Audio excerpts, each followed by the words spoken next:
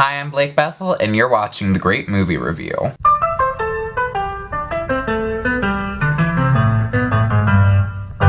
Today, we'll be kicking off this series with my favorite film of all time, 1939's The Wizard of Oz, starring Judy Garland, Ray Bolger, Jack Haley, Burt Lahr, Margaret Hamilton, Billy Burke, and Frank Morgan. This movie is my favorite of all time because 1, Judy Garland is my favorite actress of all time, and 2, there's literally never been another movie like it. Also, sidebar, I'm not going to be focusing on the plot of this movie very much in this episode because if you haven't seen The Wizard of Oz, you're dead to me anyway. We'll start with Queen Judy. Judy Garland had been a contract player at MGM since 1935 when she was 13 years old. Her awkward age and appearance did not make it easy for her to snag lead roles. She was too old to be Shirley Temple and she was too young to be Joan Crawford. I mean, in Love Finds Andy Hardy, she sings a song called In Between about this exact topic. I'm past the stage of doll and carriage. I'm not the age to think of marriage. I'm too old for toys and I'm too young for boys.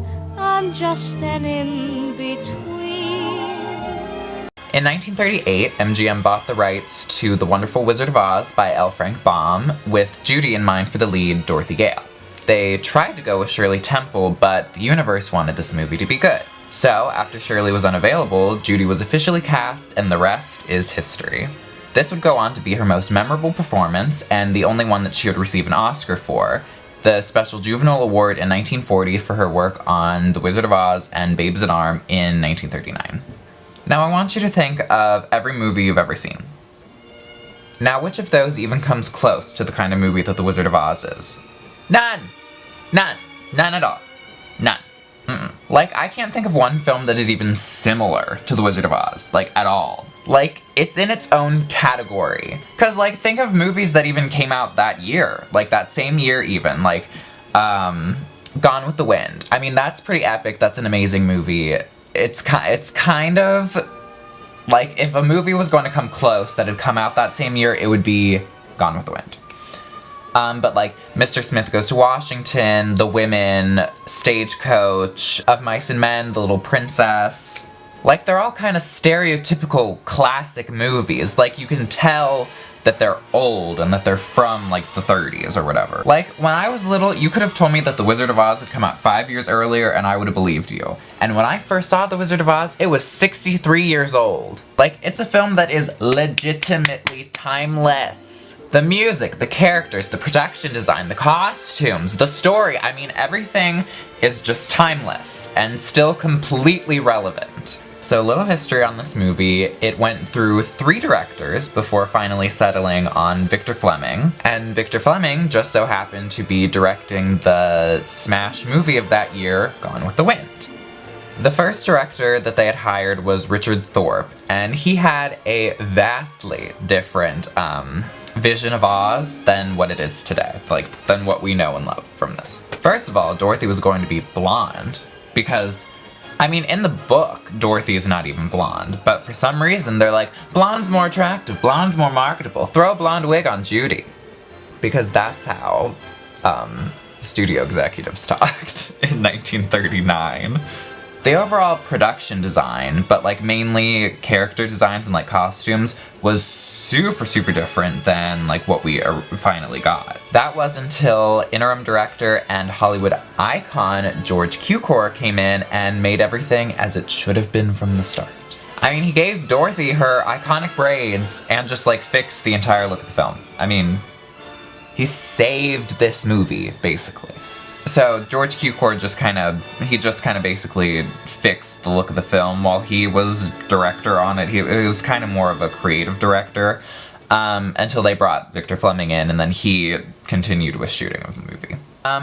Many people have the like many people who don't know about film very much have the very wrong notion that The Wizard of Oz was the first film to be filmed in Technicolor, which is, I mean, it's an old movie, it's in color, it goes from black and white to color, so I can like see where the connection comes from, But no, it was actually the 37th movie to be filmed in 3-strip Technicolor, which is kind of the Technicolor we all know and love. 3-strip Technicolor was first used in the Silly Symphony, the Disney Silly Symphony, Flowers and Trees. That was the first thing to ever use Technicolor, and that kind of got it going.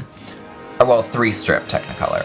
And then Becky Sharp in 1935 was the first, like, feature live-action film that used Technicolor, 3-strip Technicolor.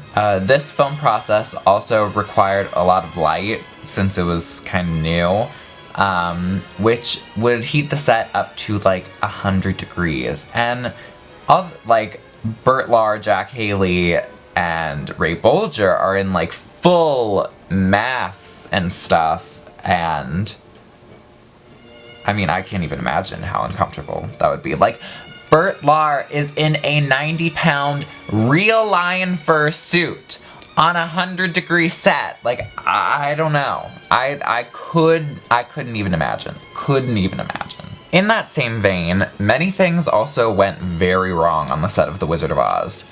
The original Tin Man, if you didn't know, the Tin Man had to be recast. So, the original Tin Man was Buddy Ebsen.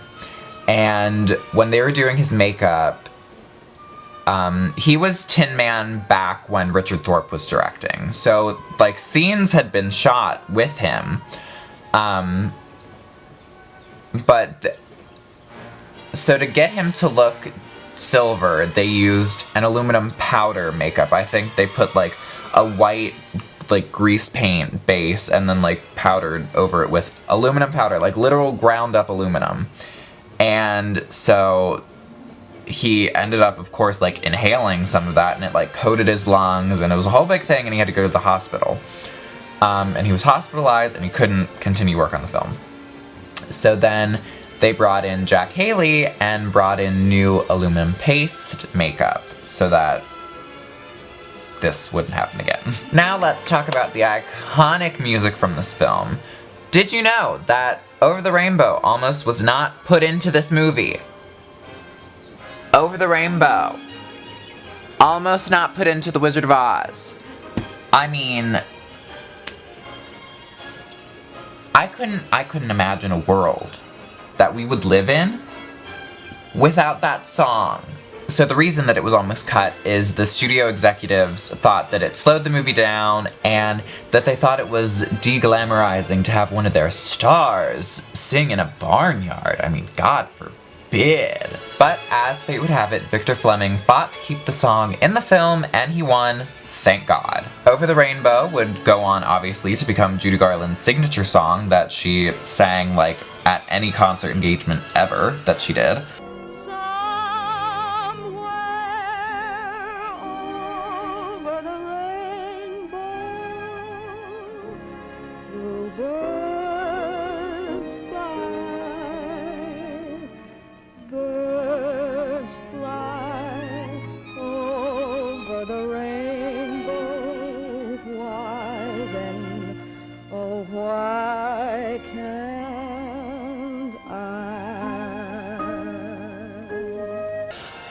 And it would also win songwriters Harold Arlen and Yip Harburg the Academy Award for Best Song in 1939. And then you have the If I Only Had a Brain, Heart, Nerve songs, We're Off to See the Wizard, Merry Old Land of Oz. I mean, those are all iconic and catchy as well, but I mean, like, Over the Rainbow is the best song from this movie, and, like, I mean, it's really the only one worth talking about.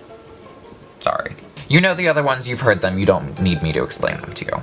Alongside Judy in this movie are some great Golden Age Hollywood actors and actresses. Her three sidekicks, the Scarecrow, played by Ray Bolger, the Tin Man, played by Jack Haley, and the Lion, played by Burt Lahr, were all veterans of the vaudeville circuit, just like Judy was. Frank Morgan made a career of playing sweet old men, as also exhibited in the film The Shop Around the Corner, which is also the only other film that I've seen that has Frank Morgan in it. But I mean, it's like it's a fabulous movie. It's the original, You've Got Mail. Like, You've Got Mail, but in 1940. There's also, fun fact, there's also a Judy version of it. It's a musical. It's called In the Good Old Summertime, and it's also the plot of You've Got Mail, so. And the Broadway musical, She Loves Me. See, I'm just giving you so much knowledge. Like, God, I'm such a good teacher.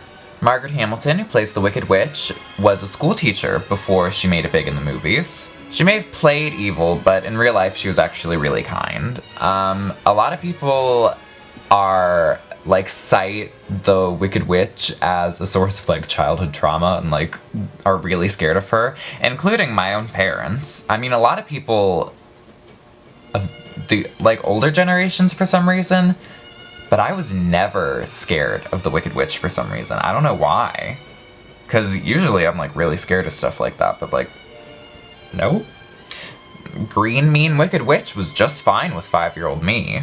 Billy Burke, who plays Glinda and also gets to wear the most fabulous costume in the entire movie. I mean, I wanted that dress so badly when I was little. It's just so good, so good. But she also played roles kind of similar to Glinda, I guess you could say. She was basically Glinda in any other movie. I'm sure many of you have fond memories of watching this movie when you were little, just like I do, and that's one of the reasons that I absolutely love this movie. You can say a quote from this movie, and everyone within earshot of you will know exactly what you're referencing, exactly what you're talking about, like exactly what part in the movie it is. And I mean, very few films have a cultural impact that big. I mean, if it's been a while since you've seen this movie, definitely give it a watch. It totally still holds up. It will always hold up because it is what? Timeless. Thank you so much for watching, and I'll see you next week with another film. And remember, always be a first-rate version of yourself instead of a second-rate version of somebody else. Bye!